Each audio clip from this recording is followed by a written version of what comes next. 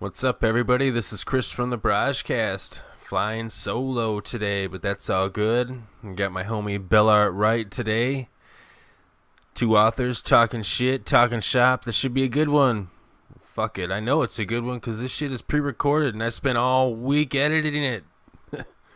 Fuck it. Let's just start the show.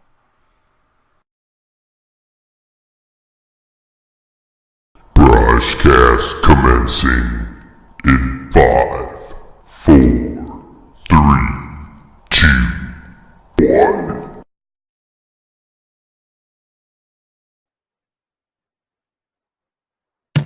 Can you hear me now? Now I can hear you. There you are. All right. Am I too loud or too quiet? No, you sound great. Okay, sweet. Yeah, I just set this mic up yesterday, so. Nice. What kind of mic is it?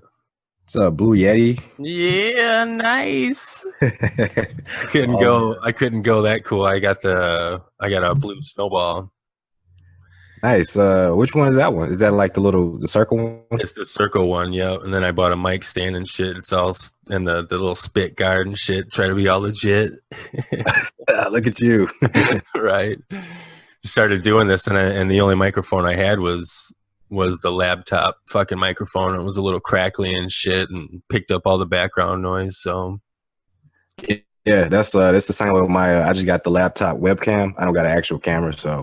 Yep, me neither. And we just do these right now as just audio, and we'll throw up a graphic on YouTube with the audio behind it because editing 1 to 2 hours of video is a fucking chore for the computer and takes extra programs and shit. It's a hell of a lot easier to just fuck with audio.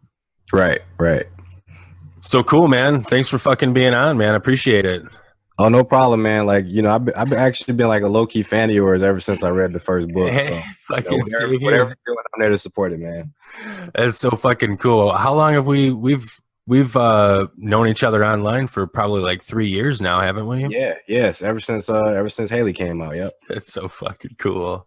How did I reach out through Google Plus, I think it was, or Google something, and ask for people to help me edit that? Is that how that went down?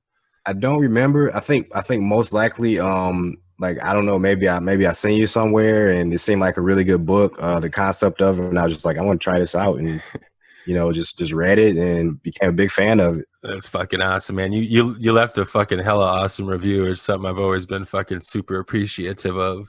Dude, I was really into that book. Like like when I was reading, I just could tell like how big a fan you were, like all things 90s. Yeah. So, into, like, it was like wrestling shit in there. It was like video game stuff in there. I was like totally into it, man. That's awesome. What you have 5 fucking books out right now. Is that correct, or you're working on your 5th?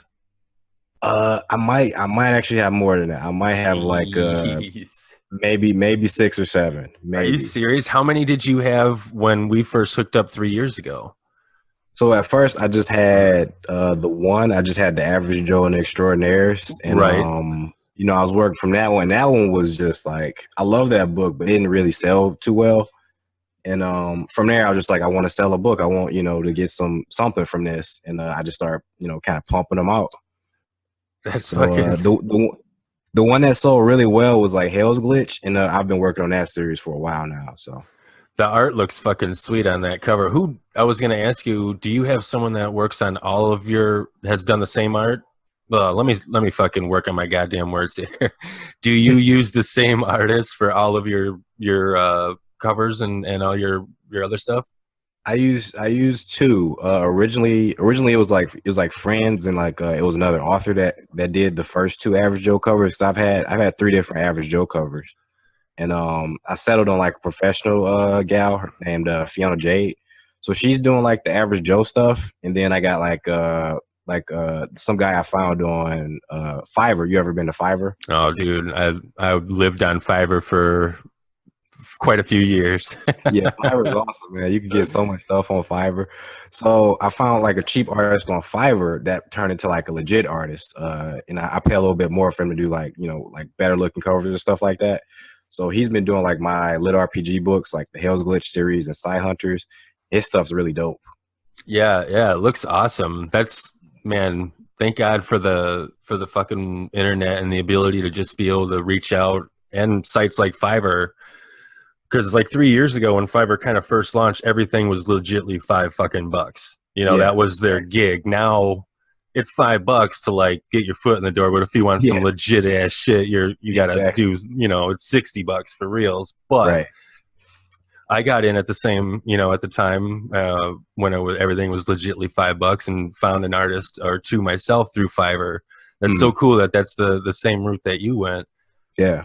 And they worked out. You know, it's hard to somebody you've never fucking met in your life try to tell them what the hell you want, you know, like with this vision you have, you know. And exactly, it's even more challenging like when they're not native English speakers.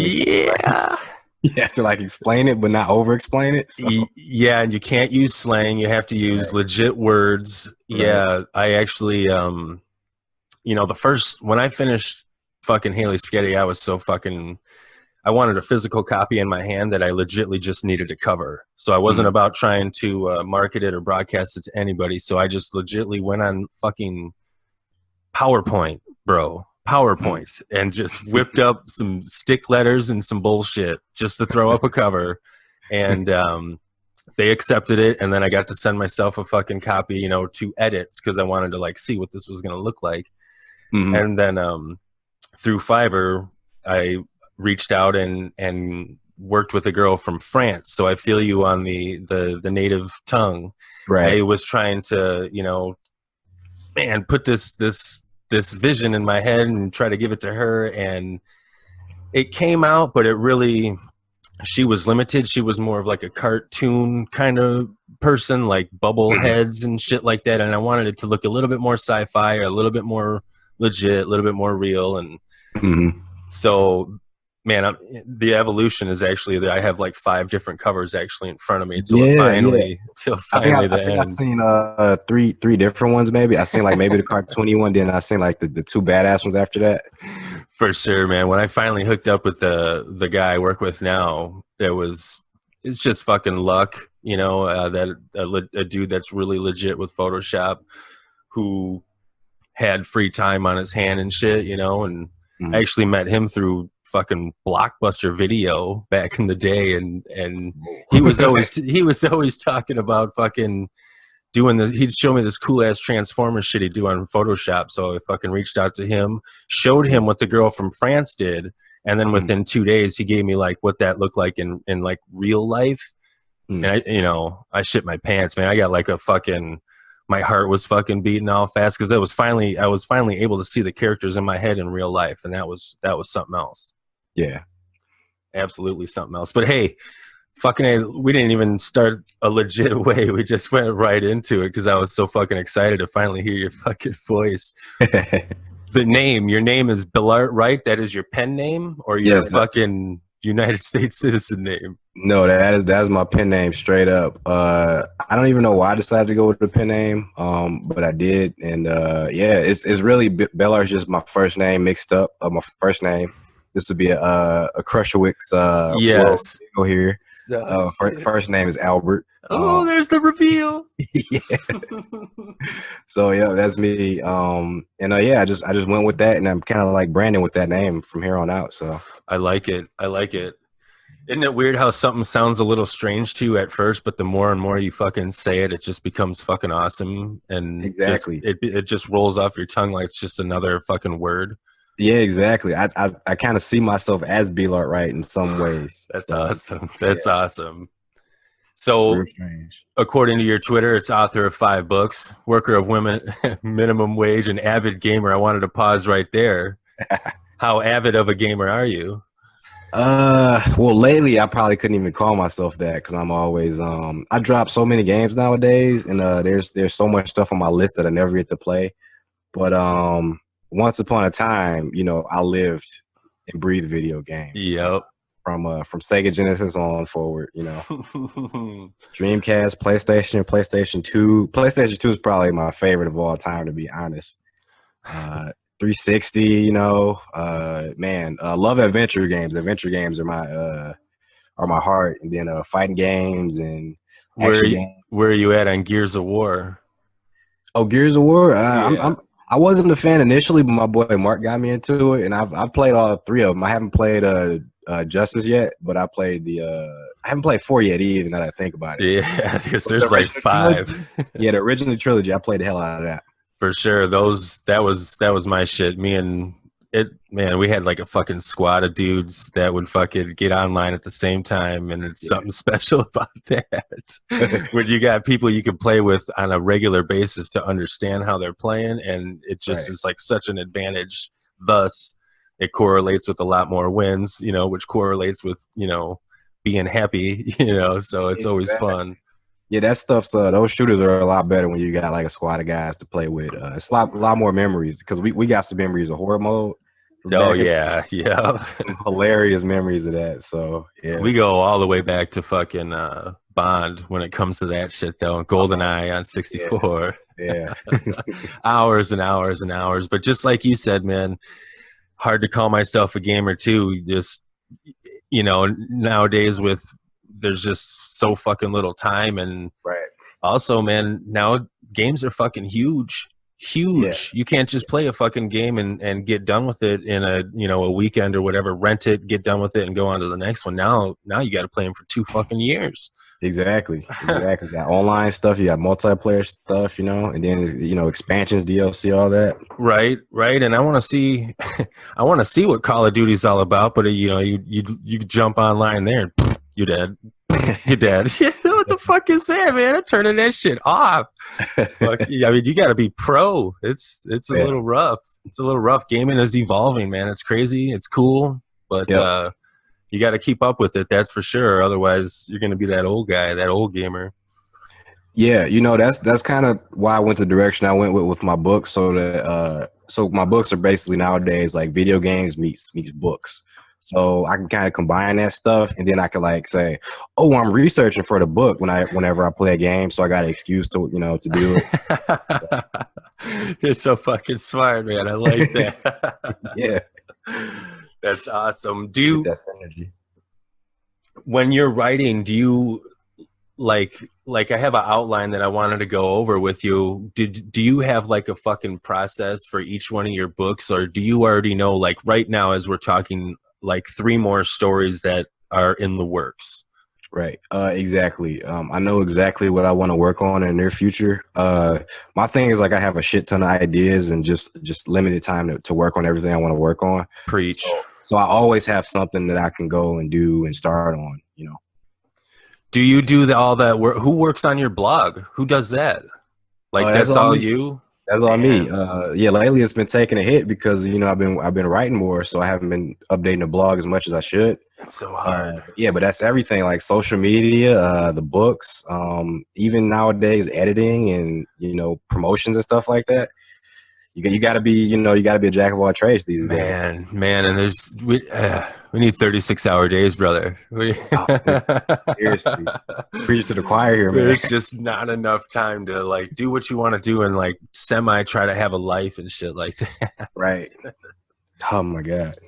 How do you come up with the ideas? What are these? Have these ideas been floating around with you for a long time, or do things trigger like new ideas for you? What is that? Can you talk about that? Yeah, definitely. I think me and you, a lot of other people grew up in the age where there was like plenty of creativity around us, and so we kind of like absorbed all that. So I have a lot of ideas that I have from my childhood that I guess I was smart enough when I was a kid to like write this stuff down and like for later. And I kind of go back to that well and exhaust those ideas, but then there's always new stuff coming out and new inspirations and new ideas and stuff like that. What about music? Does music do anything for you? Does that figure into your process? Because that's a big one for me. Music, but music typically comes like after I've come up with ideas and stuff, and once I start writing, yeah. You know what? You're saying it better than how I said it. That's exactly how I should have said it. Because for me, the music helps me develop the fucking certain scenes or, you know, chapters, I guess, you know, like I'll listen to a song and all of a sudden I'll see the scene from my book and I'll be able to fucking put it into better words because I'm seeing it in a better way. And whenever that happens, whenever a new song hits or somebody, I just go into a YouTube hole and hear some new song and it triggers that. Yep. I'm talking nipples hard, almost tears coming out of my eyes because it's like such a fucking awesome feeling because it's like coming together and it's making sense and it doesn't just happen, you know, you don't just sit down, write the whole book and it's done. It's a fucking process. And for me, I need those kind of triggers to help me out and to fucking help me fucking develop what I think is like the coolest fucking possible scene or chapter, you know, that I can possibly do. So for me, sorry, what song did you listen to when you were writing like Haley versus Driver? Because that was like epic. Man, you know, like six of those songs were from Skrillex. Are you familiar with any dubstep music? Oh yeah, I love dubstep. So I got into Skrillex around that time, and the fast beat, boom, boom, boom, boom, boom, the way he does his shit is the way I see all of my fighting scenes. Just boom, boom, boom, boom, boom, like just in this. It's hard to explain, but I don't know the exact one. I have a list here. I wish I had it in front of me. Yeah. But I know that it was a certain Skrillex song because that was basically the fucking soundtrack to that whole fucking book. It's so fucking awesome. And oh man, I wish I knew the fucking name of it off the top of my head. But there's just book 2 for me right now is all about the power of sound and the power of music. So certain songs are coming out right now that are fucking starting to trigger the hard fucking nipples again. So because I'm only 7 chapters into this book, dude, and it's been about 2.5 years now since Haley Spaghetti book 1 has been 100% complete, because I've edited 5 fucking different times. I have 5 different covers, and finally to put that away and be like, you know what, I'm 100% ready for anybody on this planet to read that and have their mind fucking blown. That was a great fucking thing. Yeah. And then I set up a book signing, went and did that, and then I'm like, cool, I'm so fucking fried out with fucking Haley Spaghetti, Erlenmeyer, the driver, all this fucking shit, Silent But Dead. I'm just so fried out that I'm going to take myself like a month off. And that was last fucking August. And since then, that's been a year plus, because it's already fucking September. Right. I've only written 7 fucking chapters. And it's like, man, but, I have to tell myself, sometimes, I block out time, and sometimes it just doesn't happen, and you can attest to that, I'm sure. Creativity, it doesn't just punch in and punch out. You can't just wake up and be like, hell yeah, I'm going to knock it out the park today. That's true. It doesn't fucking work like that. Some days it does. Some days you're fucking on fire. Right. But then some days you can't. And unfortunately, with work and life and everything, some days you're on fire, but you got to put that fire out because you got to go do some shit and then try to pick it back up. Oh, yeah.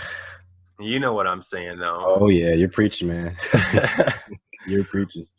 So you do your own website or, /blog. You do your own marketing. You do your own editing, or do you have somebody, family members, anybody else that you fucking, that helps you out?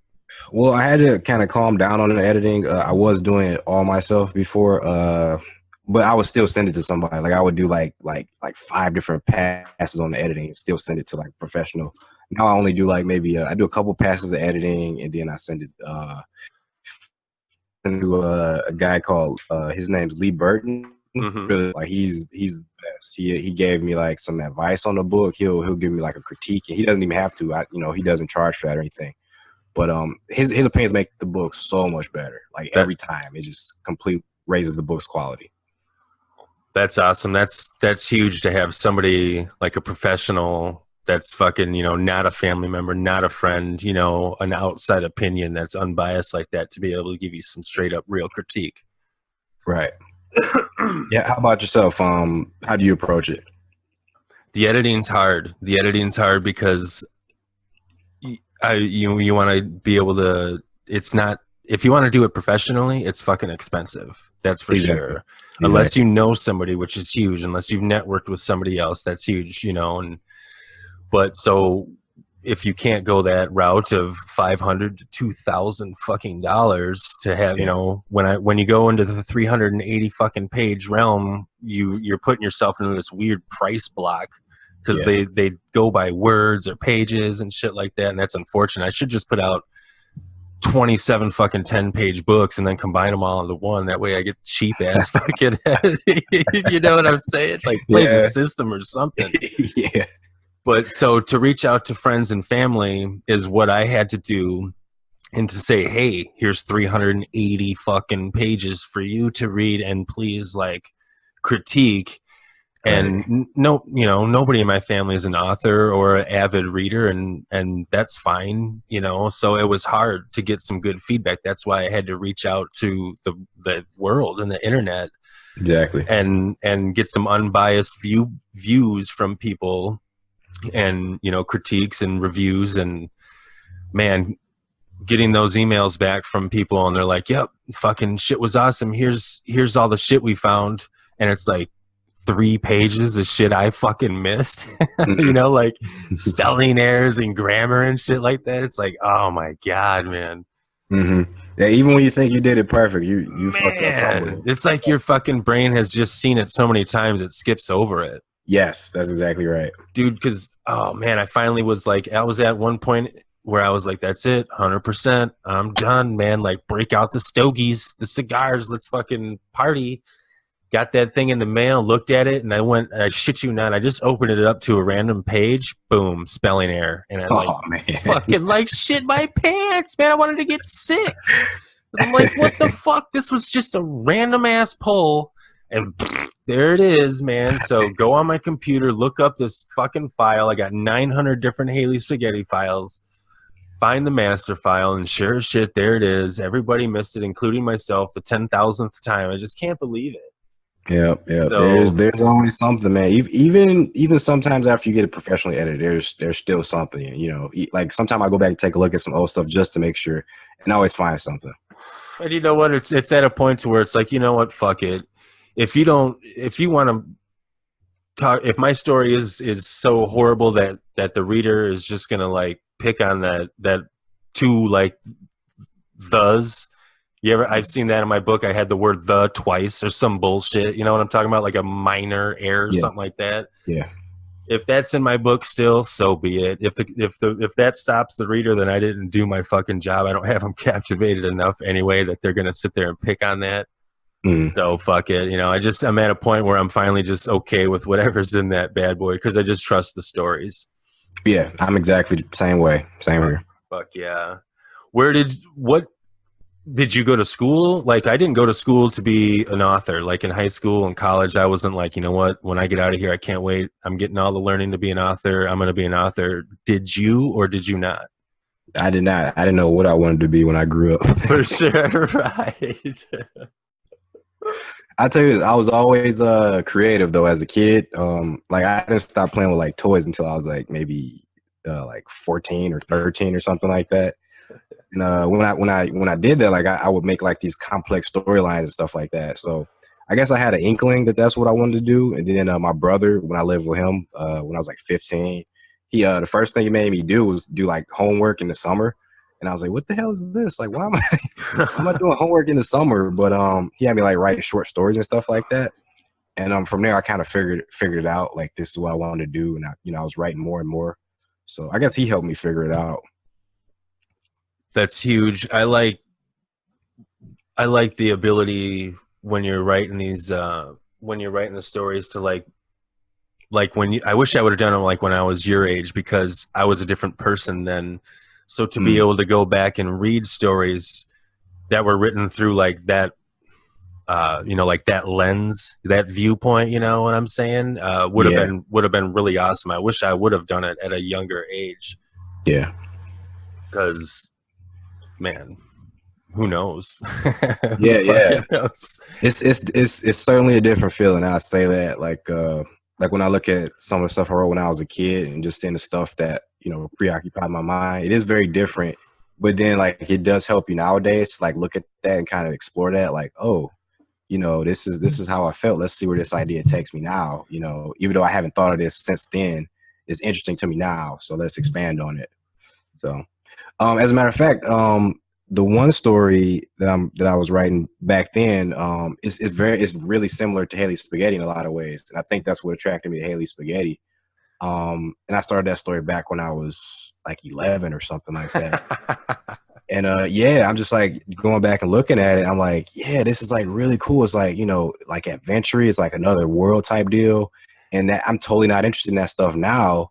But looking at it, right now, I'm like, yeah, this is good. This is good. I can do something with that.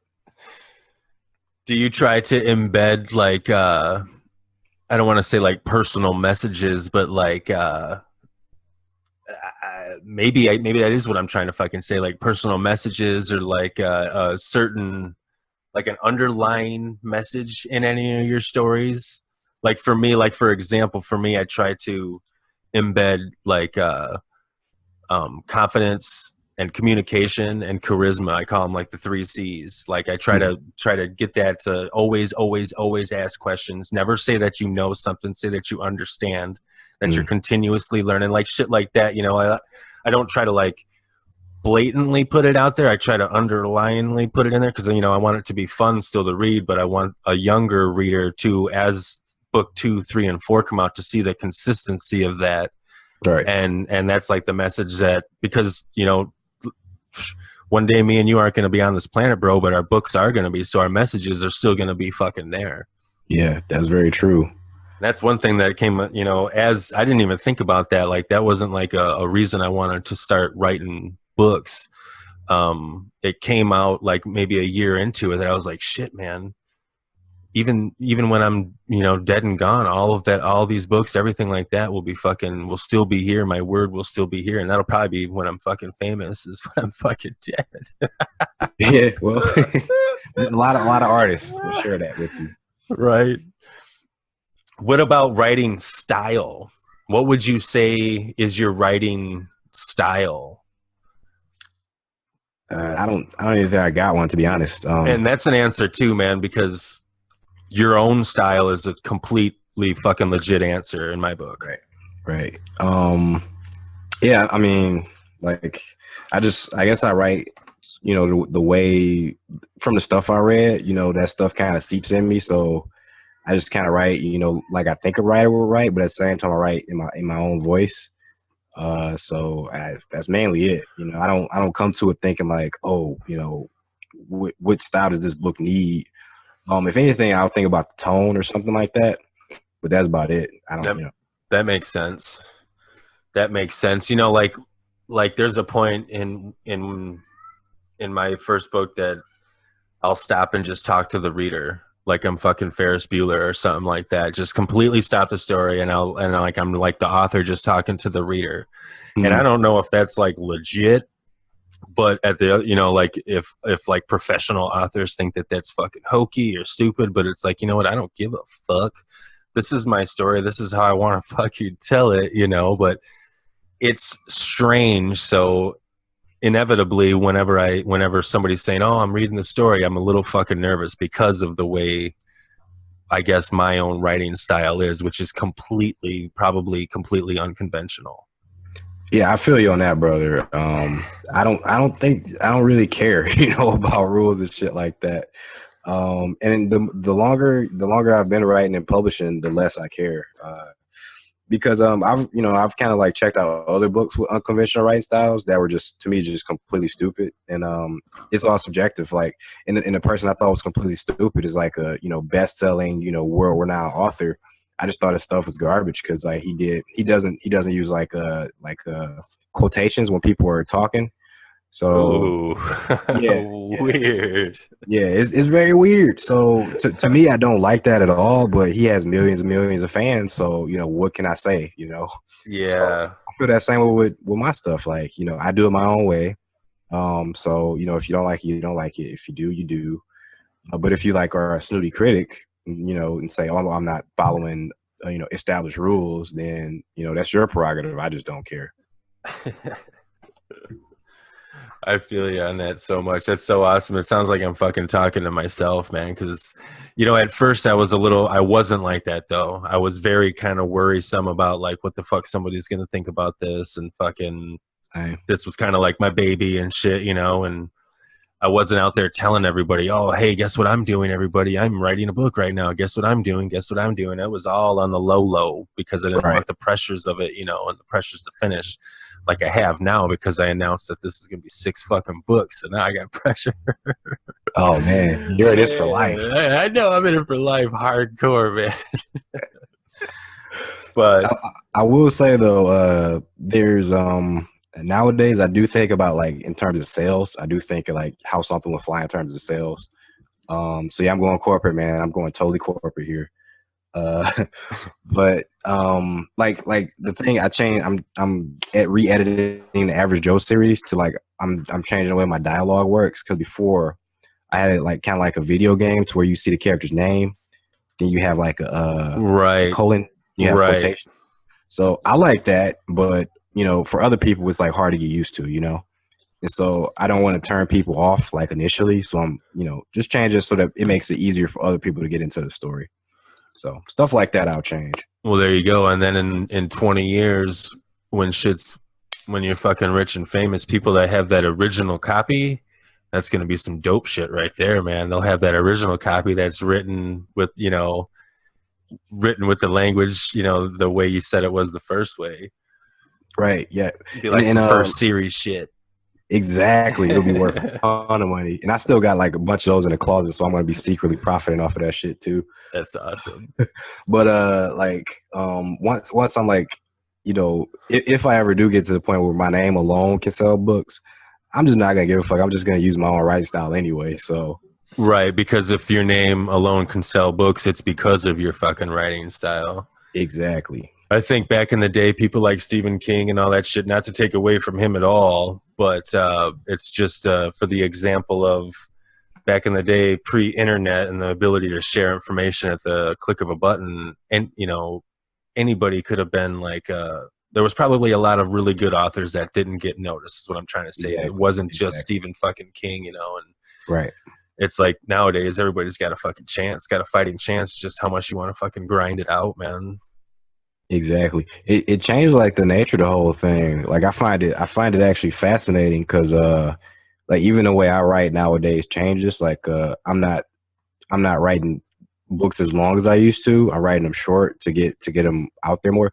It seems like it's taking that route. Like everything's taking that quick route. Like you want to consume it quick and then move on to the next one type deal. Like whenever I look at the Amazon store, like I'm I'm reminded that even in the genre I picked, like when I first started writing the genre, very niche, very low key. Only a few authors were in it, but like only like maybe a year later, like it's completely exploded. Like there's like books coming out every day, like 10 books coming out in the genre like every day. So you mean say exploited it? You mean that they found that it was an easy genre to get in and get a #1 rating by them or something like that? Is that what you mean? Also that, yeah, I didn't mean that initially, but that actually is a thing. More people are getting into it and kind of like, kind of trying to exploit it. And that's the thing when on Amazon in general, like, you'll get there. Like once the thing becomes popular enough, you'll get there to where people just want to get in, make a quick buck and leave. But I'm just talking about in general, just in general, like, you see all those romance books like coming out every day. Yeah, people read them. They read them and then they're done, and they're moving on to the next thing like quick. So before, when I was a reader, way back in the day before like the internet and stuff like that, it would be like I read a book, I'd obsess over it. I might have reread it, and it'd become kind of my life. Once I read Harry Potter, it was like I was just totally engrossed in Harry Potter. Like I didn't do anything else but try to figure out who these characters were, and their history and stuff like that. But nowadays, you read Harry Potter, you put it down, you move on to the next thing, Yeah, I heard that. No shit. Well, what would you say fucking inspires you right now? Like what are you working on right now? Can you speak on that? Yes. Or do you have multiple projects? It's always multiple projects. There's never ever just one thing, and I think that's my problem. I often get overwhelmed by where I'm going in terms of everything. Like that's not just books, that's life too. There's always so much to do, and it's just hard to narrow it down and stick to that thing.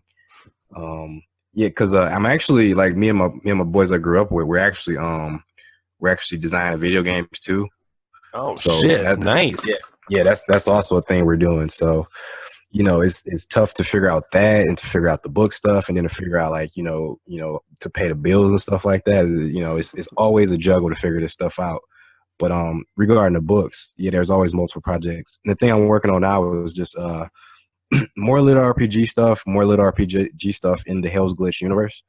So the current book is a short story featuring one of the characters in Hell's Glitch, one of the like fan favorite characters. So I'm just using that, and it's like what I talked about earlier, with like people's attention spans are like smaller. Mm-hmm. So that's why I decided to go with the short stories to do something quick, fast, like a really good story. And it's gonna be like episodic. So I'm thinking about maybe 4 episodes with this character, and then we'll see where it goes from there. Will you have any of your characters cross universes? I love that shit. I have to tell myself not to do that more often than not, because I love crossovers, man, and they're really popular nowadays too. But I often have like references to other characters, and this book, the prequel book, is actually a crossover book because this character actually fought the main character in the main series. Nice. Embarrassed them a couple of times, so I think that's why people like her so much. And yeah, it's just her version of the tale, because it's like a big, this thing is going to be like an epic tale, and it's not going to end just in this main series or in this prequel series, but it's going to keep going. And she actually has a lot to do with all these books. Like she's a big key player. So right? I guess that there's no.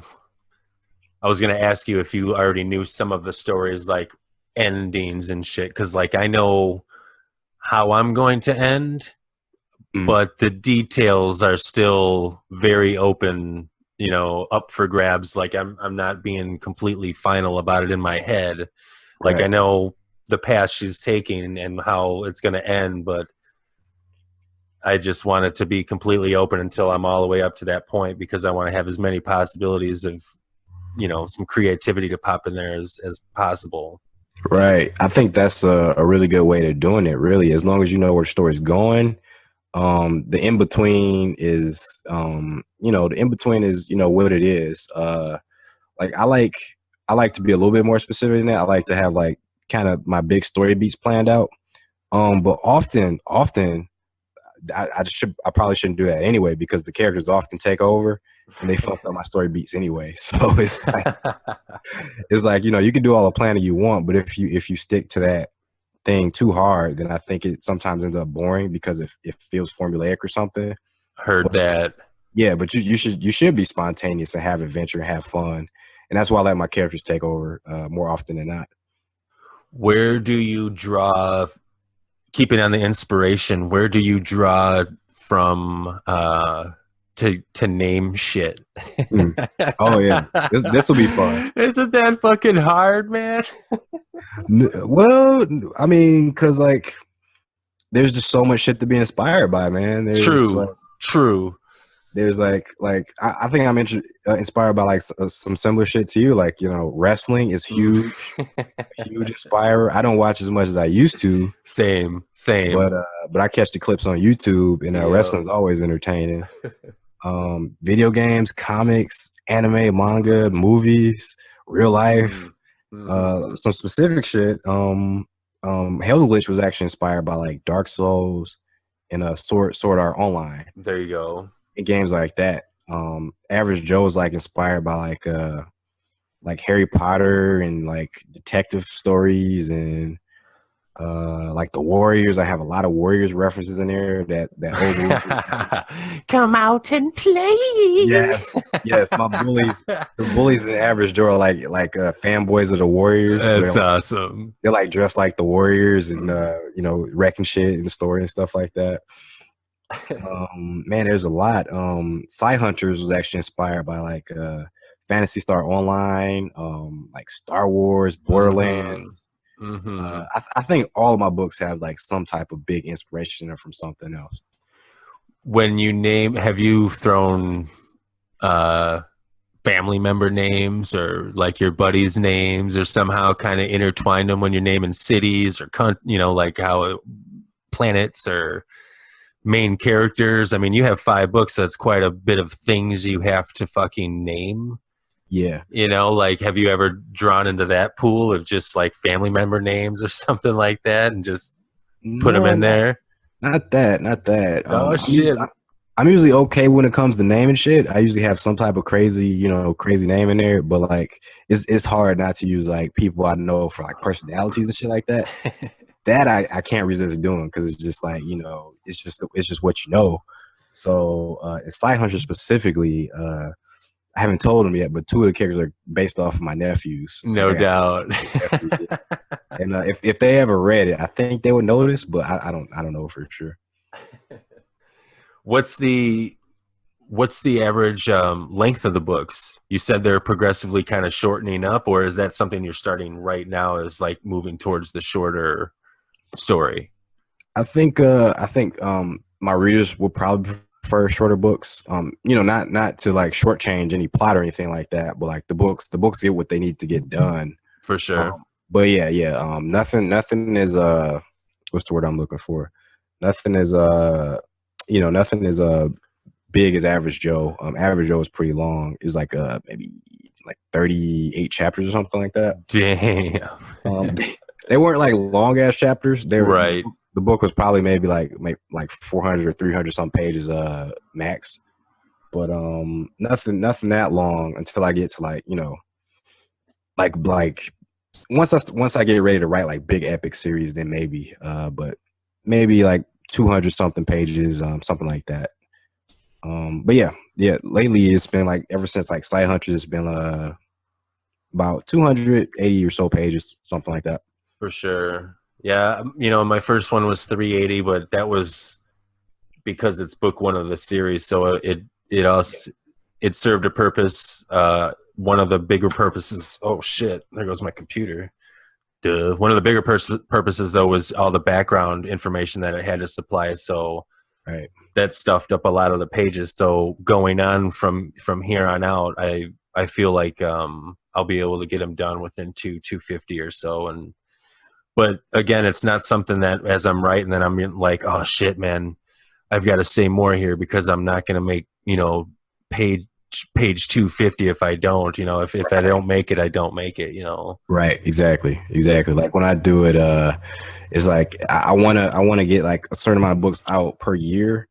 But if the story takes a little bit longer, then the story takes a little bit longer. Mm-hmm. And if a book ends up getting pushed back, it may just end up getting pushed back. So whatever I do is in service to that particular story. And I did the one sin I said I didn't want to do. I split one book up into 2 books. How do you feel about that? How do you feel about I know it started with movies, but like if you ever read a book and it was really good and it just like it split in half, and it was like it was like Game of Thrones or some shit like that, would you be pissed like if you got to the halfway point and it just like stopped? Yeah, probably. I'm investing a lot, man. I want some sort of finality or something like that, unless, I don't know, I guess it depends of course how well it's written and what kind of cliffhangers. I mean, if they're horrible cliffhangers, and I got to wait for years, then of course I'm going to be salty as fuck. But right. But the way I did it was like I think I did it okay, at least okay. I feel like it was good, but I'll at least say okay. Like it ended with like a big boss fight, so it kind of felt like a finale, right? And the book, it had its like ebb and flow to it, like the ups and downs to it, and it ended on a high point. So it was like, okay, you beat the big boss here, but there's more to do. Mm-hmm. So, and that's the cool thing about doing a video game. That sounds like a video game right there, for sure. Yeah. Like once you get to the boss, there's more to do. And and part 2 of the story was, the extra stuff to do, more boss fights, more adventure, stuff like that. So I think it worked for me in this case, but nobody's really like, and none of my reviews have really said anything about it. So cool. Not too sure. Yeah, as far as splitting, I don't know yet. I know that the last book in the series, the Black Book, is going to be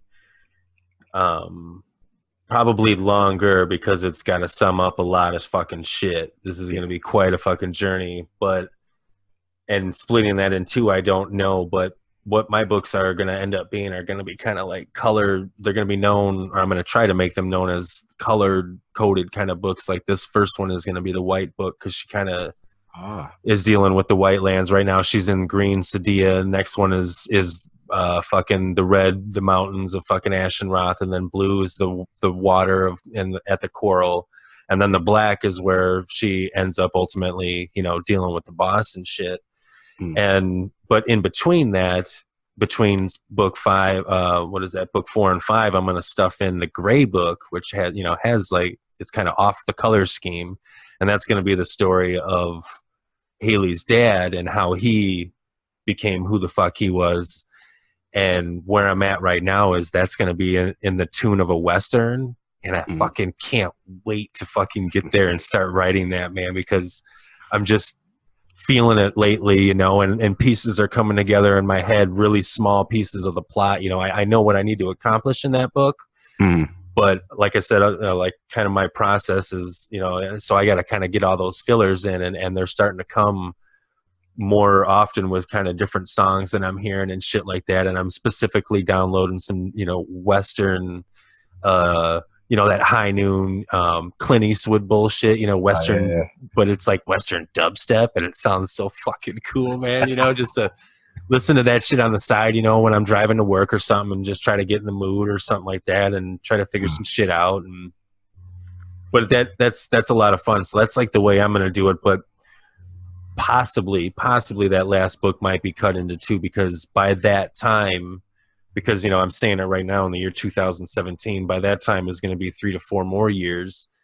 I may have altered my plan or route, or the story may have even got bigger because of something, so it might even be fucking out of my control and turn into 2 fucking books. Yeah. Oh man, that's what happens. I think that's what happened with me, was that my thing had like a certain way it was going, but as I was writing, I just thought of something else and was like, okay, this is really good. So.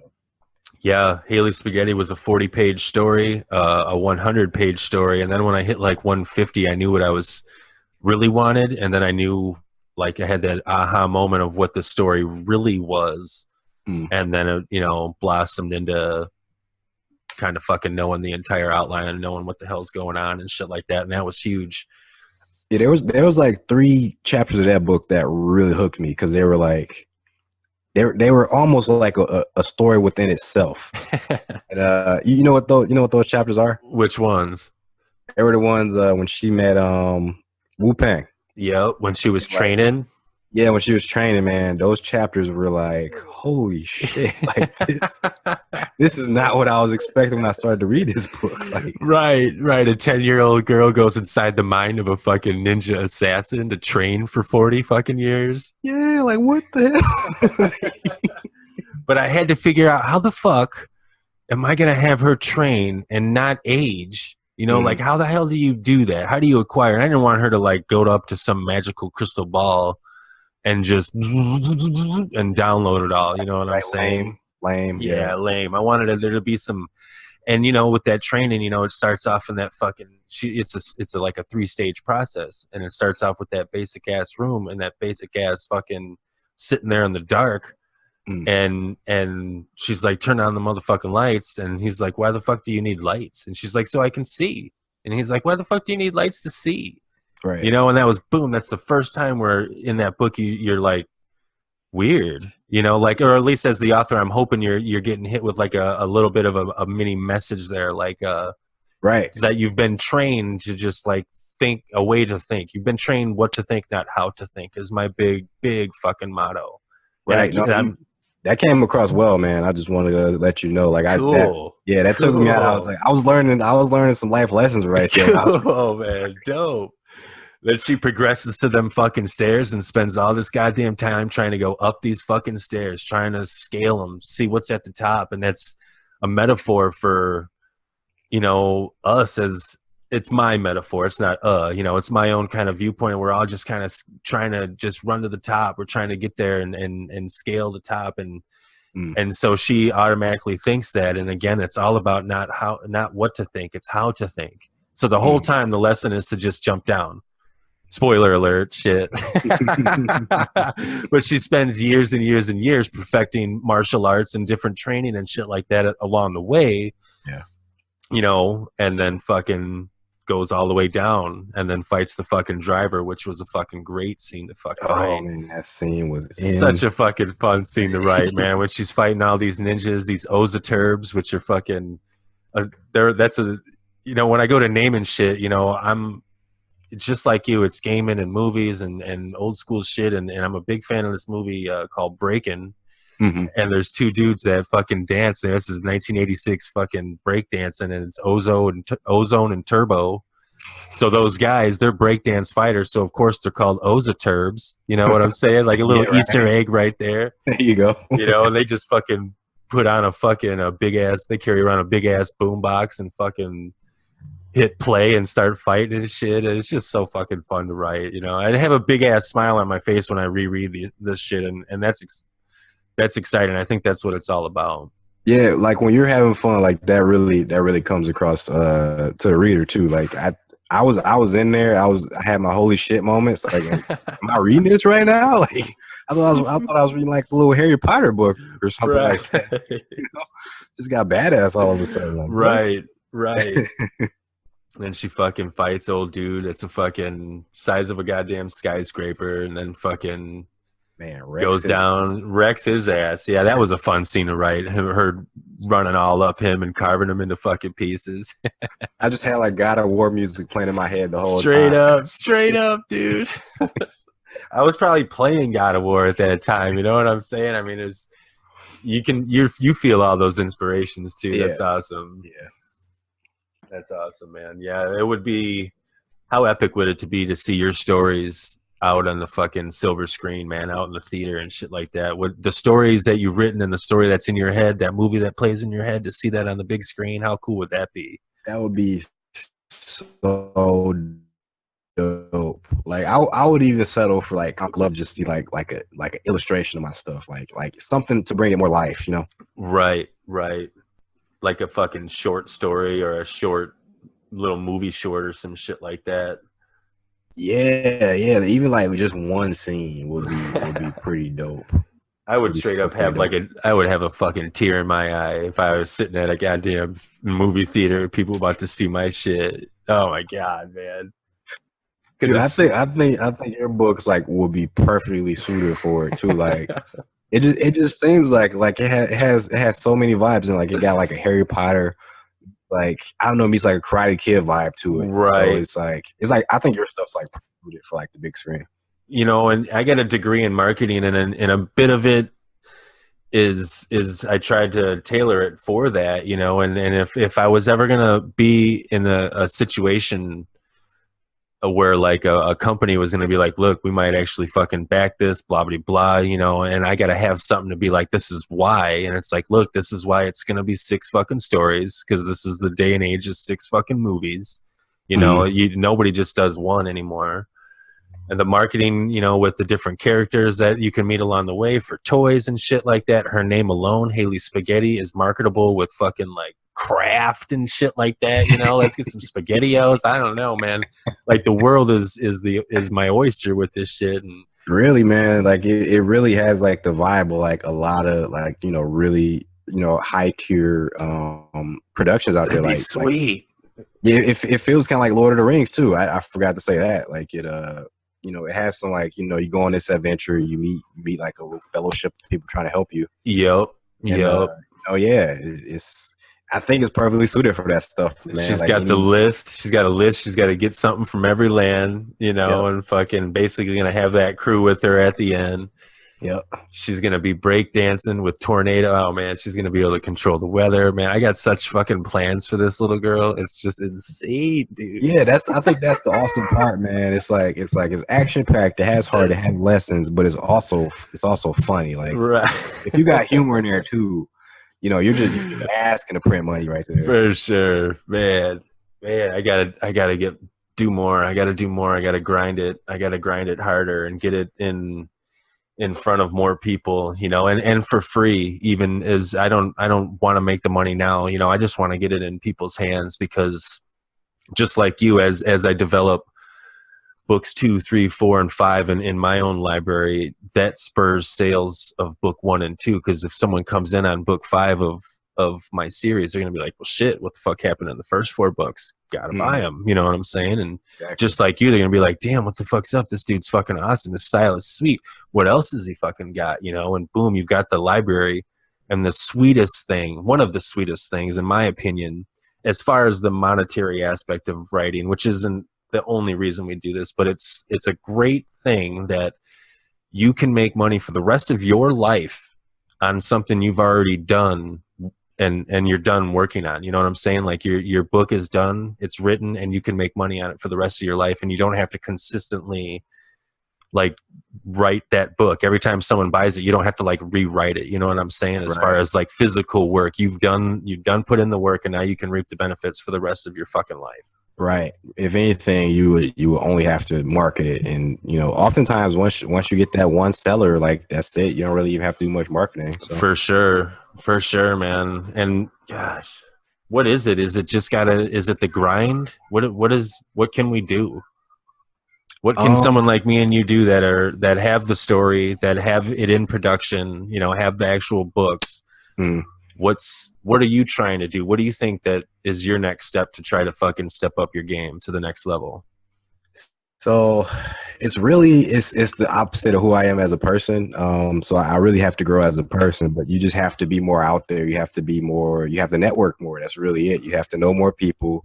You have to build more influence. You have to, you know, if your stuff just not catching on naturally like that, then you just have to put yourself out there more. I think that's the key. I'm just nodding my head hardcore because I agree 1,000% the same way. You know, I can be outlandish and everything and with people I know, but getting out there and putting my art out there is fucking scary, man. It's fucking scary because no matter how strong or thick-skinned I am, I'm fucking scared of rejection. I'm scared of somebody being like, fuck is this garbage? And I don't want to, and I'm going to fucking attack that motherfucker. Sensitive's about my shit, you know? Like, right. You're putting it out there one way or another, but I'm also a logical person, and I would have to think that after like the 9th and 10th time of doing that it would become less and less of a harder thing to do, and I would evolve and grow with that, you know? And just like you said, start to fucking do something that's kind of opposite of my own person there, and just come out of my shell a little bit and that's network more. That is exactly right. With I guess I gained a little bit more of a not give a fuck attitude once Hell's Glitch came out, because that one has a lot of negative reviews on it, and that's because I wear the influences for that story are front and center, like Dark Souls and like Sword Art Online and like God Hack. So people call me a ripoff, like straight up. Like a lot of people call me a ripoff. Like they were pissed off that the book was so similar to Dark Souls, and that was on purpose on my part. Like I wanted to have a game that was the in-universe, because in-universe the people call it a ripoff. Like that's the plot point that, you know, this guy ripped off of an old game that is very similar to Dark Souls. So I guess that went over a lot of people's heads, and you know, I have probably like 20% or more, maybe 20 to 30% of the reviews on that are 1 star, just because of that. So after that, you know, I'm just like, I don't care anymore. It's tough because what do you call a ripoff, man? Because to me, because I struggle with that too, because you know, because you've read my shit, you know that you could call it a fucking ripoff of everything I've seen in my life. You know what I'm saying? But it's it's like a brew of everything. It's a mixture with my own life experiences mixed in with that and how I want to present it, you know? And so I struggled with that same shit. I was like, man, am I really just am I just ripping off everything? But then I'm like, everybody's got to be inspired by something that they've seen or heard. So it's not, everybody's ripping off everything then. So no, I'm not. Exactly. No, you're not. Yeah. Fuck them. Exactly. Fuck you, motherfuckers. Like what Hell's Glitch, like what people don't understand is that I went out of my way to actually make the game system similar but different. I put so much work in. Like we're talking like grinding numbers. Like I'm on a spreadsheet with my word pad out and my calculator out, like trying to figure out how the numbers should work in this video game system, coming up with like unique stuff to put a twist on it. And people didn't see that sort of shit. Like, you know, I was working on that shit for like a month before I started writing it, and like a month straight. And you know, people don't see that type of stuff, and it's really easy to just put like a 1-star. So once I got that in my mind, like, you know, people just don't see everything you put into it, and they could just easily rip you apart with just not even, you don't even need 3 words, just need 2 words. This sucks. This And that's it. You just deconstructed all the work I just put into it. Haters gonna hate, motherfuckers. Yeah. Jesus. So once I realized that, I'm like, why should I care? You know, why should I care? I know what the book is, and enough people like it to where, you know, I can be confident in it. So that's how I feel. It's unfortunate that I guess you can still kind of like Fiverr. We were talking about Fiverr like a while ago in the beginning. You used to be able to do book reviews like that.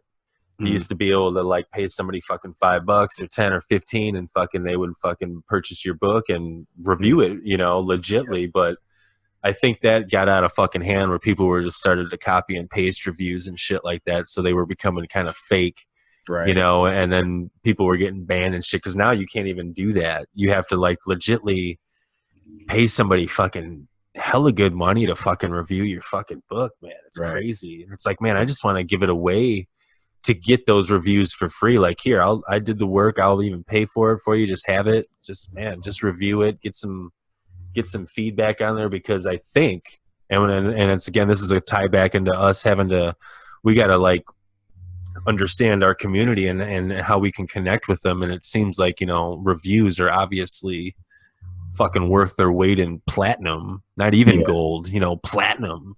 Yeah. You know, everybody's going to click on those reviews and fucking see what that top one is that everybody's clicked. Was this review helpful? You know, thumbs up or thumbs down. Right. So, yeah. Like I tried so much back in the day to get reviews. You know, I swapped with like other new authors, and that was like driving me crazy. I did, you know, I like the idea of like, you know, like paying somebody to like just, you know, in their own opinion to give you a review, because like otherwise it's very difficult for a new author to get reviews. But I understand, you know, not everybody's on the up and up about it. So, you know, I just wish there was a place to go to get people to review your shit. Yeah, I know, right? Yeah. Some sort of Amazon needs to like pay people to review shit, or I don't know how to put it, like, but just like people are do surveys for money, you know, like they do all sorts of weird shit online for money. Right. And it's like, you should just be able to fucking log in, do some reviews. But again, it comes down to the validity and the credibility of those reviews then. Because if I can just click on them and copy and paste a file and say I did it for $20, I'll do it. Right. You know, I'll do 7 of those in a day instead of read this book, which should take me 4 days. Right. I mean, it's like a vicious circle. Like, you know, you can't really sell books if you don't got good reviews, but you can't, like, if you're a new author anyway, but you can't get, you know, sales if you don't got good reviews. So, or did I say that right? You can't get sales if you don't have reviews, but you can't get reviews if you don't got sales. Yeah, you're damned if you do, damned if you don't, man. Right. You're just double fucked. Right. I mean, there's ways though. I mean, yeah, it's all like, you know, it's all percentage based and all that stuff. But like you can put in the work to like contact Amazon reviewers. You go on like Goodreads and you know, people, but it's like so much work for so little. It's a second job, man. Yeah, it's a second fucking job, and that's why I was asking you too about your thoughts on a book agent, because it's kind of somebody that's in that fucking arena as their job, you know. And of course they get a cut of shit, but it's their job to basically fucking sell your book so they can get a cut. Right. So it's like I'm trying to flirt with that, but me going in with only one book is harder than someone like you going in with multiple works. You know what I'm saying? You're way more established than I am. Right. So it's hard to get somebody excited about only having a dude with one book than it is with 5. So that's a struggle that I'm having right now too. I mean, it sounds like a good idea. It's really about like you know, I don't know how you would calculate it, but you know, it's just time versus money. You know, if the time that you're putting in equates to the money that you pay somebody to do the same thing, then why not? You know, it's actually a load off your mind. You can focus on other things. For sure. Yeah, but if it's like more expensive than that, I don't know how valuable you equate your time or not. But if it's more expensive than what you'd equate it to, then you know it wouldn't be worth it. So I hear that. You know, and new platforms like this podcast, you know, I take the opportunity to, you know, at the end we'll plug our shit, you know, and in the middle here, after I edit it, because this isn't live, you know, there'll be a little fucking, it probably already played as, you know, but I'll put in a little Haley Spaghetti plug, you know, and it's just another way to reach more people. But maybe after this, you know, 100 podcasts and we get some consistent listeners, you know, they'll just want to read the book because they are learning who I am, and they just kind of agree with me, or you know, are in kind of tune with me, you know, and they'll be like, oh shit, this motherfucker wrote a book, let's see what the fuck he's got to say, you know. So it's just another way to try to, I don't want to shamelessly always plug my book, you know. And you know, I do this podcast with my brother who's not here right now. He's actually fucking late, and he told me to just do this one solo, which is cool. Yeah, but he'll also have the opportunity to, because he writes as well, so he'll be you know, it's just this platform. That's where I started this whole little shebang, was how this platform just kind of developed out of nowhere. Decided to go with this, and for you too, because dude, I want to have you come back, you know, once you're ready to drop another release or something, you got to come back prior and talk about it, you know, and fucking that way you can network with us, you can network with all of our show listeners, just all that shit. Yeah, I'm just gonna say that, man. Invite me anytime, whatever you're talking about. I'll, you know, send me an invite and I'll talk. For sure. Yeah, you know, this podcast, you know, when me and my brother try to get people on here to just, you know, from all aspects of that we think is interesting. You know, my brother comes from a strength and conditioning background. He's older than me, and I come from just like more creative. Like I just want to like talk to writers and artists, and I want to talk to people who have been to Egypt. You know, I want to talk to people who have legit thoughts about fucking September 11th and shit like that. You know, like it instead of just being able to like, I want to just be able to actually have conversation with these people. And like, I'm learning so much from you and your process and the way you write.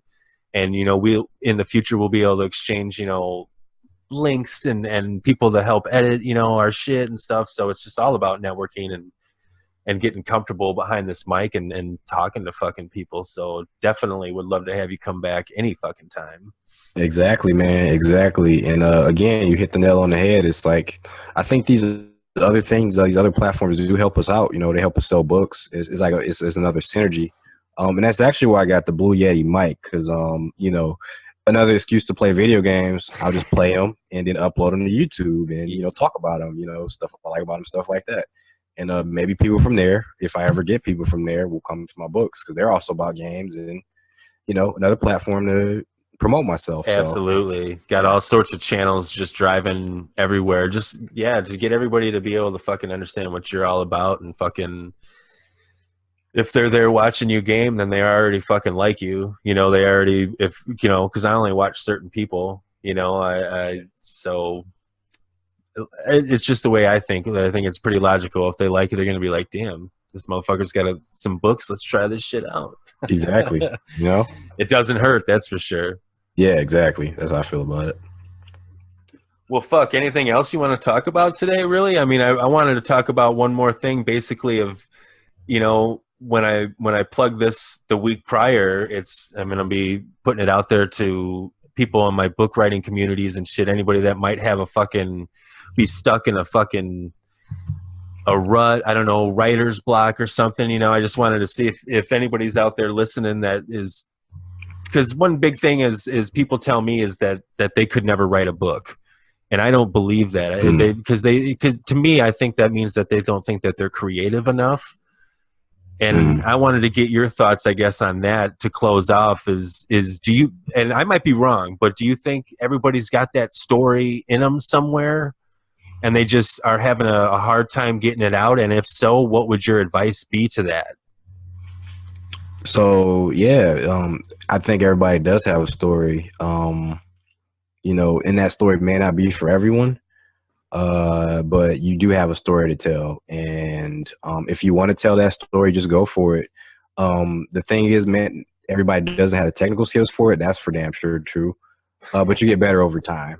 So that's the advice I'll give for anybody struggling at any level. You just gotta keep pressing forward with it. If you don't got the grammar skills, just keep writing and maybe learn some grammar on the side. That's all this is about. That's all. I think that's the theme of this conversation is like, even when you fail or you don't think you're good at something or you're not feeling good about it, you just got to keep going. If you really want to do it, you just got to keep pressing forward. That's perfect fucking advice. What? Yeah, that keeps me going. That literally keeps me going. Like whenever I get stuck on anything, a book, like if it's giving me trouble, if I feel like I don't want to do the book anymore, it's just like, just keep pressing forward. You got some good stuff planned for the book. Why end it here? So. Right, and there's programs and shit that'll take care of your grammar for you, man. That too. There's always solutions. You just gotta be creative about it. Exactly. You just gotta write that shit down. I mean, there's even programs like, I think it's called Dragon or Dragon Speak, where you can just talk into your phone and it'll text it out. It'll write it out for you, and you just transfer that into a grammar program. You know what I'm saying? It's not like it's not gonna look right. You're gonna have to edit it and shit. But I mean, there's ways to get around it. And I'm not a grammar fucking student. I didn't graduate with honors in grammar. My shit's weak, but you learn as you go. I had to look it up. Wow, how do I use quotations? Whoa, how do I, what do I do here? And all these different scenarios. But as I wrote, I started remembering them, and it became easier and fucking easier. But yeah, editors do help too. I've seen my mistakes enough times to where I do this every time, so I should learn from this. I shouldn't do this anymore. I think what you're saying spot on, man. Like there's ways to get around a lot of stuff. You can either ask people about it, you can Google it, you can look at message boards. I recommend Kboards actually. Kboards. I think it's just kboards.com. Mm-hmm. That you can find a lot of advice there, stuff about like formatting, grammar, writing, everything an indie author needs to know. They can learn it on Kboards. Thank God for the internet, man. Yeah, it wouldn't be possible. Just the whole self-publishing and all that is all because of the internet, and of course Amazon. They fucking have a big fucking role in the self-publishing world, but yeah, it's so awesome to be able, if you're ever in a fucking rut, to just type it into any one of your major search engines and boom, there's fucking 7,000 goddamn videos and people staring at you in all these thumbnails ready to tell you what's up. Exactly. I think I got probably 80% of my knowledge from articles on the internet. For sure. And they're just fucking people, man, just like you and me, man, that have just been in the game a little longer and have done this a little longer and are offering advice and shit, because they were where we were. Yep. Exactly. Well, fucking A, man. I think we fucking did good for the first run through, A. Yeah, man, we got a lot accomplished. We talked about a lot of shit here. Yeah, I mean, we don't have to end it. If there's anything else that you wanted to talk about, or I guess this could be a fucking way to go ahead and end it. Fucking A. Like I said, I'm learning how to do these podcasts, so I don't know how to fucking sign off all cool or do anything fucking cool. I'm just gonna edit all this shit and make it sound better. Oh, you haven't created a sound off phrase or anything like that yet? No. What I'll do is fucking edit this interview up, and then I'll cut some more promos of what we talk about in the beginning and be like, oh shit, this is me and my buddy Belart Wright, fucking author, blah blah blah. We talk about this, and this, but fuck it, you don't want to listen to me anymore. Let's just start the show, something like that, and then I'll do an outro as well, and then I'll also plug in a little Haley Spaghetti, I'll create a little break in the middle there. I do 90. Cool. I do 97 takes before I just, because I don't know how to do these things. I'm just talking shit most of the time. I think that's what most podcasts are, though. You just talking shit and throwing in some ads in there. If you got the ads, for sure. I don't know, man. There's a lot to talk about, really. Are you familiar with the LitRPG books? I am not. I am not. Talk about that real quick. So that's just a lit RPG book is literally just a literature RPG. It's a RPG, like a video game RPG in a book form. So this has been like a popular thing since since 2014 or 2015. And like basically like anime is like dot hack, where you're basically like trapped in a video game, or like Sword Art Online, or like Log Horizon. These things have kind of inspired the genre, and it's just grown since then. And there's like a ton of these books out there now. Like when I first got into it, there was maybe like 10 at the max, but now there's probably like hundreds. So when like, you say lit RPG, in my mind, it's literally RPG is role play gaming. So it's like you're literally writing. I leveled, not to be so crude, but like I leveled up, or like I fucking found a goddamn staff that fucking is 87 hit points, or something like that, or no? you can be that crew, because that's literally what it is. No like, shit. I didn't know that was a fucking thing, man. I looked at all your stuff. I didn't know that was like what that really was, though. Fuck, man. I learned something else today. That's awesome. Yeah, that is literally what the fuck it is. So that's what you were saying when you were crunching all these fucking numbers and shit like that, because you got to be legit as shit as fuck with your math, then, huh? Yeah, man. You like the way you level up, you have to calculate like a curve of like how each level increases you or whatever. Yeah, like, and then you got to know the systems, like what this number increases. It increases like 4 different things, so I have to increase everything every time I do it. Damn. So yeah, it's literally an RPG in a book, and you can make it more RPG or less RPG depending on your taste. My tastes are like, I like a middle ground. I don't like to see stats all the time, but I do like to see a character progress and stuff like that. For sure. So I like that. I like that. I think a little bit of that, the when you said a character progress, because I'm going to have my character progress. Book 1, she'll have this. She looks like this. Book 2, she'll acquire this. She's going to get these fucking sandals that are made out of tree roots. Book fucking 3, she's going to get these bracers. So by the end, she will have leveled up to where she's like, the ultimate character that could fight a boss, just like you would in fucking any other fucking, any video game. It's like that system, Exactly. Like Haley definitely feels like a video game. I think in general our adventures, feel like a video game. You just go on an adventure. You acquire party members, you acquire gear, you fight the final boss, you fight mid bosses. It's a video game, it's RPG. Yeah. That's how I think of it. That's for sure, man. Yeah, so it's like it's a really cool genre, and it's still in its infancy. Like, I'm basically making it my own. I'm doing a dark thing, dark fantasy, tragedy, darkness, death, gore, stuff like that. But then you got like high fantasy lit RPGs, or like, World of Warcraft and stuff. And then you got like lit RPGs that are completely different from that. Like, some now they even have like erotic lit RPGs. Oh yeah, definitely. There's gonna be erotic / every genre. dude, if you have time, you gotta Google this author on Amazon called Chuck Tingle. He has the best covers / titles for his books. They're like gay erotica, but it's like bestiality too in there. And one of the titles for his book is like "Pounded in the Butt" by my book. Pounded in the Butt. It's just fucking hilarious. Jesus Christ! That was, I had to worry about did you worry about kind of did you censor yourself at all in your books to a very minute degree? Initially, so. I let all that go when I came up with Hell's Glitch, because I just came up with the idea that the protagonist is just a foul-mouthed video game player. So I go all out in that one. But in anything else, I hold myself back. But Hell's Glitch, I just say whatever the fuck.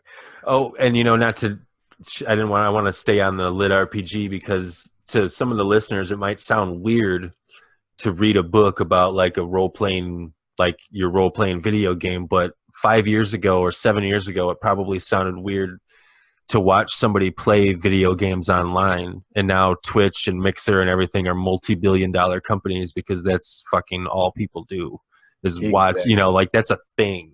So just because we haven't heard of it, or a listener is like, what? That isn't a thing. No, motherfucker, that is a thing, man. You got to understand there's 7 billion people, 8 billion people on this planet, man. It's a fucking thing.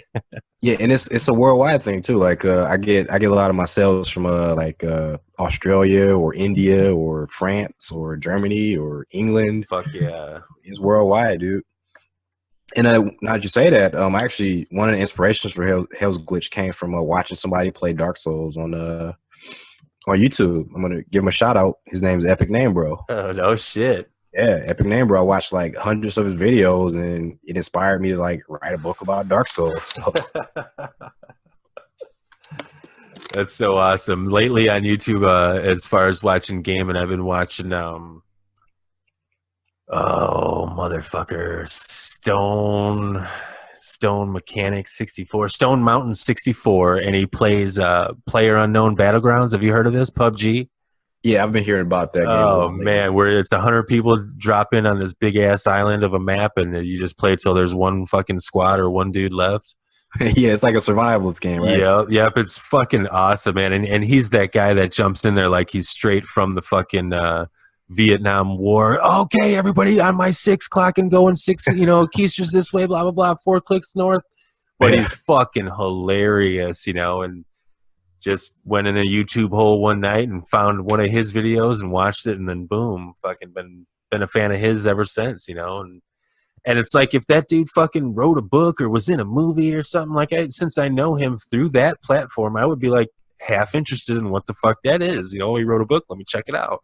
Exactly. Or I would at least go to his website, or something like that, or at least like rent the movie he was in because I know him. Like, so it's about putting yourself in so many places and letting people kind of understand who the fuck you are.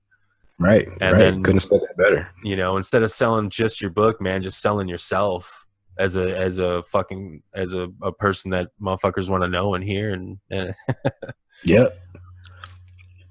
Yeah, it's the same with Epic Name Bro. He has a Twitch, and as soon as he made the Twitch, I started following him there.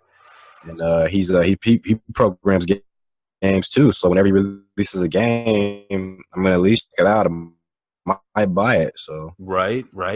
And you can watch those Twitch videos, and boom, $5 tip. Boom, $10 tip. Boom, $5 tip. These motherfuckers are making money. Those tips are ridiculous sometimes. Yeah, I'm just like, man. And it's honestly, it's something we could all fucking do. It's something we could all do, but it's like if you're gonna do that, you're gonna do that. Because I it looks like it might be easy, but just like setting up this podcast was not easy. And doing that is even more. So that's beyond my capabilities. But if you're all in, that's what you do. You go all in. Right. And that's the tough thing too. You got to realize, like, you got to kind of stay in your lane in a lot of cases. You want to expand, but you want to at the same time, you don't want to overextend yourself. Understood. So that's something I'm learning day by day because there's so much shit I'm interested in. It's like you can't do that right now. You're writing and trying to do this shit. So calm that down. Right. Destiny 2 came out last week, and there goes everything else in my life. And my hours of personal time are now filled up with that. It's like shit. Shit. Yeah, my brother's playing the shit out of that. I have to tell. I just came off of a Walking Dead binger. Oh, nice. Yeah, 5 seasons in like a week and a half. Damn. So yeah, I need to. I canceled my Netflix for this month just so I don't continue that. So Netflix. What about Stranger Things? Did you catch that one? I did not catch Stranger Things. It is on my list though. So. Yeah, that shit was fire, dude. That was awesome. And the season 2 is dropping in like less than a month or something. Oh, nice. Yeah. I finally got around to watching Breaking Bad after so many years, and that fucking thing. I didn't see that. My wife watched all of them, and she said it was dope as fuck. Oh, man, it gets its reputation as one of the best shows on TV. It earns that reputation. Shit. Yeah. Besides, what would you say is the best show that you're watching or watch? Like, for example, for me, it's Game of Thrones. Game of Thrones is dope as hell. I had to stop at season 2 though because what? My lore, because I'm a huge fan of the book, so my lore was mixing with my show lore. Oh, okay. Like, fuck that. I'm waiting for the books to finish. Waiting for the books to finish before I finish the show. Now I understand. I'm just waiting for the next. Yeah, but I'm gonna finish the show, but like I can't do them both.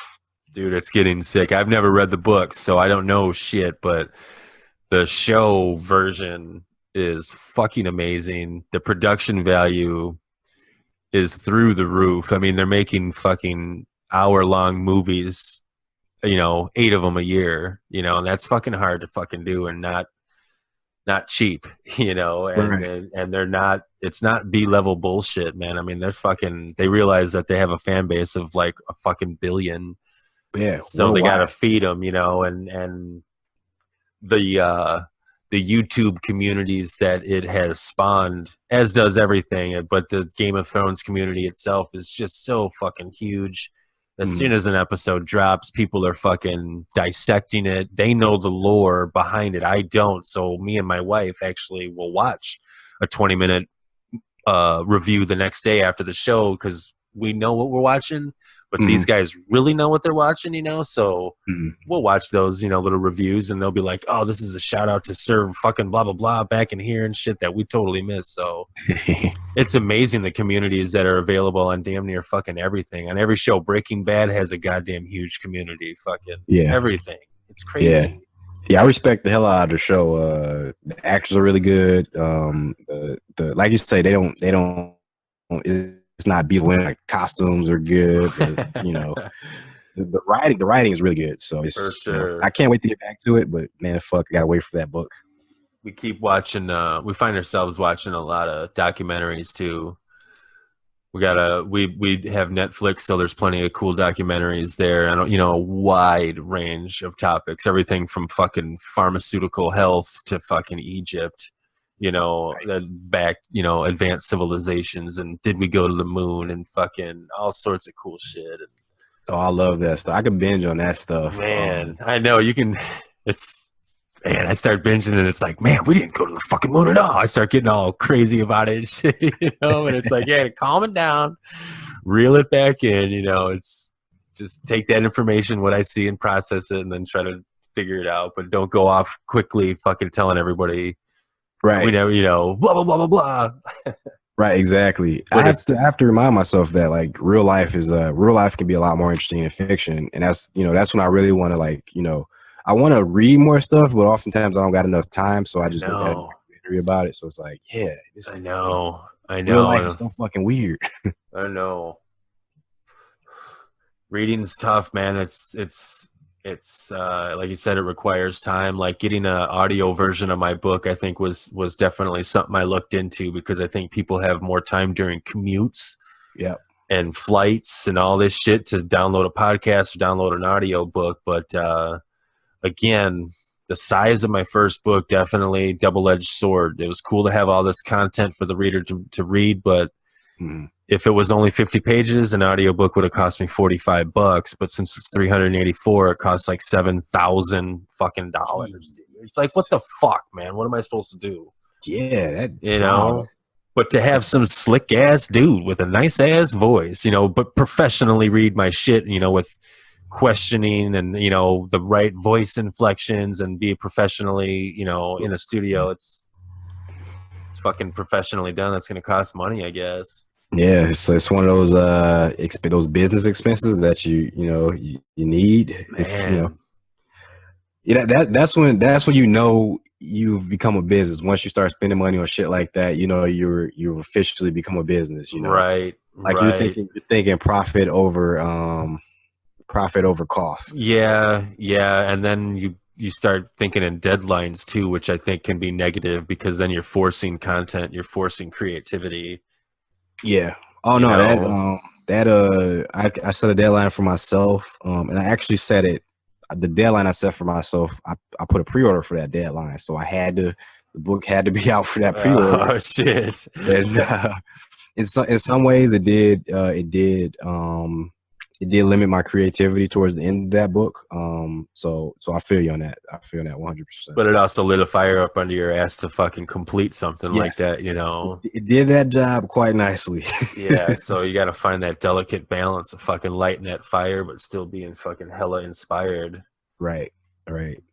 Yeah, because if it was up to me, I would be writing like long ass books. Like I write maybe 2 a year, or just focus on the 1 a year, and just do it like that. But like, the way the shit works nowadays, I could make that 300+ page book and put it out there, and if it doesn't sell, it doesn't sell. And I just spent so much time just doing that one thing. So that would, it's always disappointing when my sales don't hit where I think they're gonna hit. But like if I'm just doing the one thing and it just turns out it just doesn't turn out how I wanted to, then that just crushes me. So I have to do multiple things. Like I can't keep all my eggs in one basket. Otherwise, I'm just cause that shit, I already get crushed, but that shit will like really crush me. So no, it's important, man. You don't want to fucking subscribe to anything 100% because just like that, because if it gets crushed, then you are crushed 100%. Fuck that. Yeah. You can't allow yourself to do that. Like totally demoralized. So. Right. Because this thing's tough, man. Like being a writer, being a writer primarily is a tough thing. It's not forgiving. If you fail, you fail, and it's all on you. So it's very. But it's awesome to get that fucking. It seems worth it when you get that look at it, someone's like, "Oh shit, you wrote a book? Yes, really." Really? Yeah. Tell me about that shit. Really, you? It's like, yeah, motherfucker, I sure did. But then they'll be like, what's it about? And I'm like, oh. I got to have like for me, I got to have like a on the ready 30-second fucking bam. That's what it's about. But it's like, God damn it, it's about so fucking much. It's like, I don't know, man. Harry Potter gets his ass whooped by a 10-year-old girl. Like, I don't know. Like, how would that happen? That's where my book is, like it's hard to even say, that's why I don't like talking about it, to be honest. Like I just, if I do say anything, it's like you say, it's the most generic thing because that's, because I'm like, okay, this is what you want to know about it, but I don't know. I defeat myself when it comes to that sort of thing. So, what are the names of the 5 books? Because I saw Hell's Glitch, The Story of K. What is that? Okay, Story of K is pretty dope. That one's like entirely based off of childhood stuff. Nice. So it's like basically it's like Dragon Ball Z meets like Transformers, Digimon, all that shit. So it's about these 2 brothers. They are both sons of a planet. So I did it first. I know Guardians of the Galaxy just came out with the thing. Star-Lord's dad's a planet, but I did it first. And their dad is literally a planet. What I didn't go into is why he's a planet. Like he was once a mech, and he was once a mech made out of nanomachines, and eventually he just like kind of like just absorbed all this stuff, all this technology and organic matter, and it was able to make itself bigger, and he became a planet. And basically his sons are kind of like a Silver Surfer to Galactus. They go out into the world and they conquer his name and bring stuff back to the planet to make it bigger. So the one son, his name's Anarch, K for sure. Nice. And he's basically he's a herald of chaos, his father. And K is basically like this techno-organic guy, pretty much made out of nanomachines. So his powers are basically like he gets these masks, which are the masks of his dead brothers from the past. He can fuse with these masks to unlock the powers of his dead brothers of the past. Jesus. And him and his brother, his twin brother, Zen, have the exact same powers, but different masks from different brothers. And that first one's just like a short story of a fight between them and another member of their race who escaped and went rogue.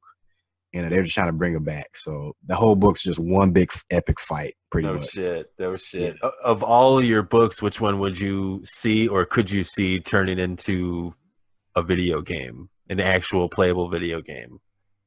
The video game one would definitely be Hell's Glitch. I think Sci-Hunter's more than Hell's Glitch, because Sci-Hunter's like the rules there are like I think better suited for video games.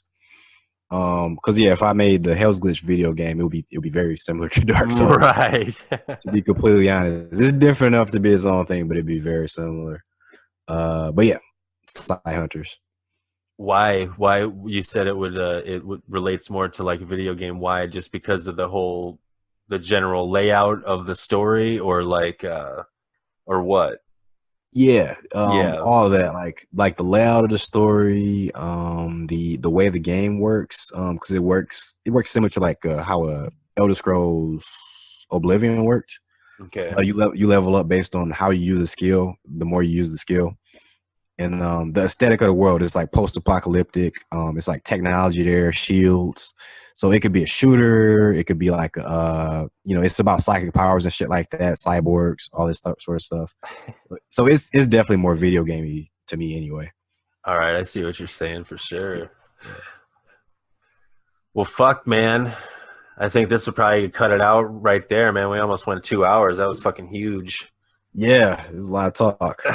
So fucking maybe within like the next month or two, have you come back on, update us on where you're at with whatever stories you're working on, and then fucking, and I'll do the same. This will give me a reason. I'll be like, oh shit, fucking Belart's coming on. I gotta be further in my fucking story than fucking where man. I'm at, man. You know, and I'm gonna call you all your shit. Exactly. I think the last time we talked on like Google, I was like, "Where's book 2, man?" Right. Now it's probably like, oh, I'm on chapter fucking 4. You know, jeez. Because I am a fan of that book. So when you talk to me, you're pretty much talking to a fan, man. That's so fucking awesome. I appreciate that. Yeah, I fucking love that shit, man. Well, let's fucking sign off for this one then, and fucking where can people find you? Where's the easiest way to find you and find all your books? I mean, dude, if you just want to find me, my name's original enough. You'll find me instantly. Just Google Belart Wright. Or you could just, you can look me up on Twitter, Facebook, Google Plus. I got a blog. I'm on a YouTube, so I'm pretty much everywhere. If you want like the latest updates, you can go to my Patreon or Goodreads or something like that. But yeah, anywhere you find me, I'm usually there updating some shit. If you want to see chapters of Hell's Glitch for free, I usually update them on Wattpad.com. So those are usually like rough draft chapters, or a little bit better than rough draft chapters.